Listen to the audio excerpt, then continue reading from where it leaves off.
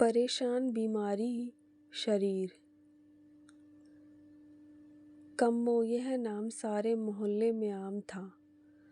मोहल्ले वालों के मुंह पर कम्मो का नाम रखा ही रहता था। कम्मो यानी कमला।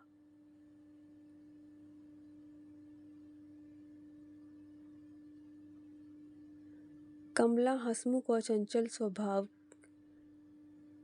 की महिला है। दूसरों के सहयोग करने वाली महिला है। उसकी आवाज़ हर गली में गूंजती है। हर घर की महिला जब तक कम्मो से बात नहीं कर लेती तब तक उसको चैन नहीं मिलता। कम्मो मोहल्ले के हर किसी से मिलनसार है। वह सुख दुख में उनका हाथ बटाती है। कमला के 2 बेटे हैं। बड़े बेटे की शादी 3 साल पहले हो गई थी। उससे एक बेटा है जिसे कम्मो पूरे दिन मोहल्ले के हर घर में लिए घूमती है। कमला के घर में पूरे दिन खुशियों की किलकारियां गूंजती है। कम्मो के छोटे बेटे की शादी है। कम हो आजकल घर के काम में व्यस्त है। कभी बाजार से सामान खरीद कर लाती है तो कभी घर की साफ सफाई में। इसलिए आजकल मोहल्ले में उसका शोर शराबा कम ही रहता है।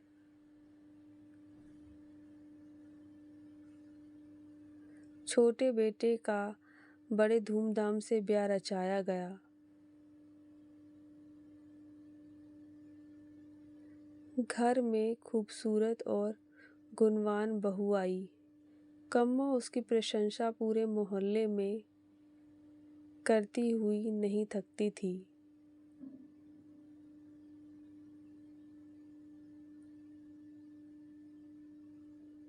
कम्मो के घर में खुशियों का खजाना था। हर कोई उसके परिवार की प्रशंसा करते हुए नहीं थकता था। धीरे धीरे समय बीतता गया। लगभग 3 साल हो गए। कम्मो के छोटे बेटे के कोई संतान नहीं हुई। अब कम हो परेशान रहने लगी। हर कोई उसके छोटी बहू के बारे में पूछते वह क्या जवाब देती। अब कम्मो छोटी बहू पर कई बार गुस्सा करने लगती थी। पर इससे होता क्या, यह सब तो भगवान की मर्जी है, ऐसा सोचकर गुस्सा टाल देती थी।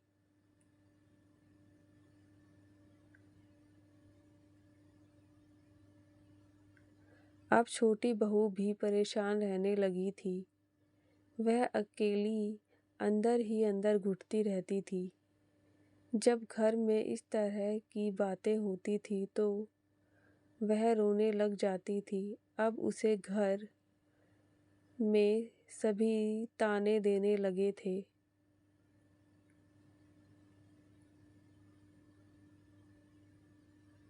पर छोटी बहू क्या कर सकती थी।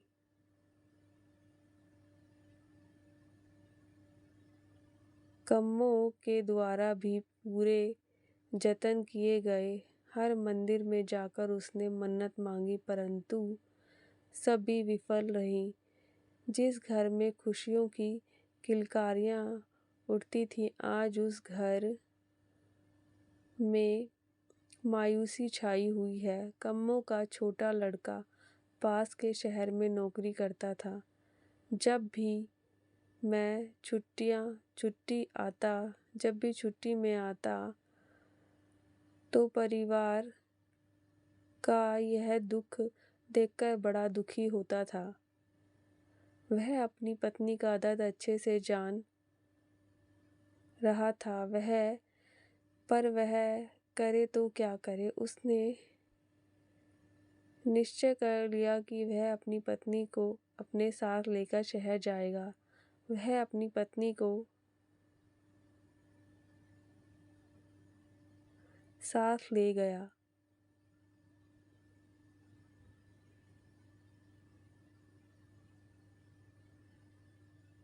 जब वह ड्यूटी पर चला जाता तो वह अकेली इस बात को लेकर बहुत परेशान रहती थी और अंदर ही अंदर रोने लगती थी।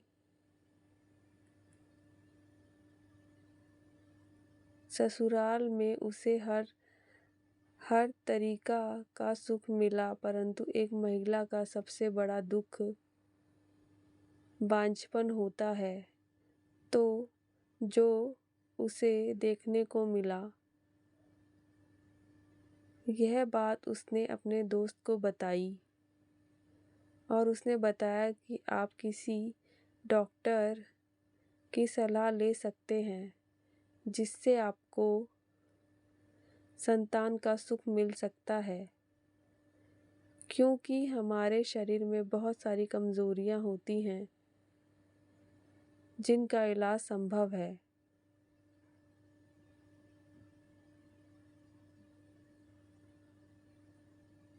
अगले दिन दोनों तैयार होकर डॉक्टर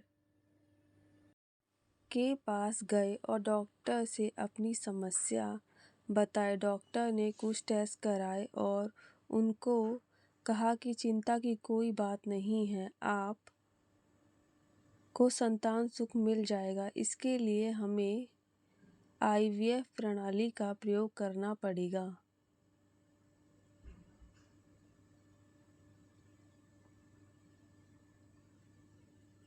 इस पर निवेश ने अपनी सहमति दी। ठीक समय बाद निवेश को पुत्र रत्न की प्राप्ति हुई। जब यह बात घर पहुंची तो घर खुशी का कोई ठिकाना नहीं रहा। कम्मो ने पूरे मोहल्ले में खूब मिठाई बांटी और खुशियां मनाई। जो कभी ताना देती थी, उनके सर घड़ों पानी गिर गया। हर किसी की आंखों में खुशी के आंसू थे। जो कलंक निवेश की पत्नी ने कई साल सहा, उसका आज उसे सुख मिल गया। यह कहानी उन महिलाओं की है जो ऐसी समस्याओं से जूझती हैं और किसी डॉक्टर की सलाह न लेकर देवी देवताओं में विश्वास करती हैं। हमें नित्य समय पर डॉक्टर से सलाह लेनी चाहिए, क्योंकि हमारे शरीर में बहुत सारी बीमारियां होती हैं जिनका